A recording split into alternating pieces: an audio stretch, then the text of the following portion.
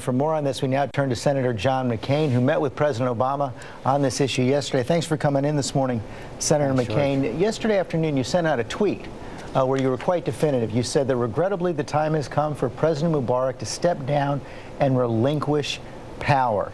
Do you think he's going to follow that advice? Well, I hope so.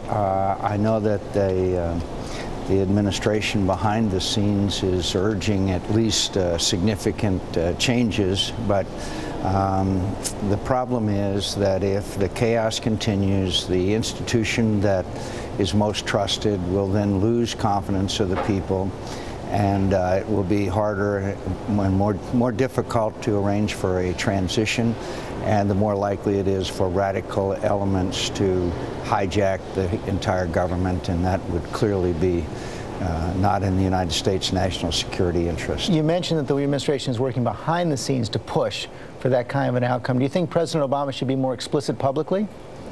You know, I don't like to tell the president what I think he should do, George. I don't have all the information that the president has.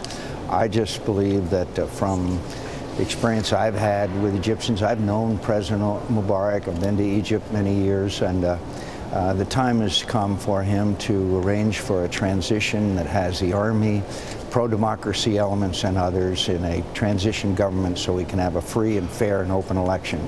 The best opportunity for a pro-democracy government and not a radical Islamic government is an open, transparent process. This virus is spreading throughout the Middle East. It proves the universality of human yearnings. And by the way, probably the only place where you won't see these demonstrations is Iraq. Good point. I want to get to those the region in a second, but first on President Mubarak, as you say, you know him well. He seems to be digging in right now. If that continues, should the United States suspend its aid to Egypt? It's now about $1.5 billion a year.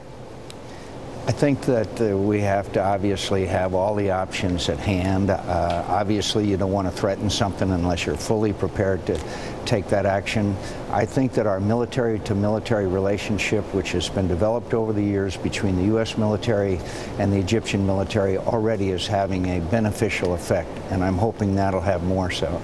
So do you think it was the right thing for the Egyptian military to step in this morning between the demonstrators? I think that it's the right thing for the Egyptian military to do what it can to stop the violence that we saw yesterday. Finally, sir, former Secretary of Defense Donald Rumsfeld has a new book out, coming out next week, but some segments have been released. And in it, he says that you have a hair-trigger temper and a propensity to shift positions to appeal to the media. What do you make of that? I respect Secretary Rumsfeld. He and I had a very, very strong difference of opinion about the strategy that he was employing in Iraq, which I predicted was doomed to failure. And thank God he was relieved of his duties and we put the surge in. Otherwise, we would have had a disastrous defeat in Iraq. Okay, Senator McCain, thanks for your time this morning. Thank you, George. Robin?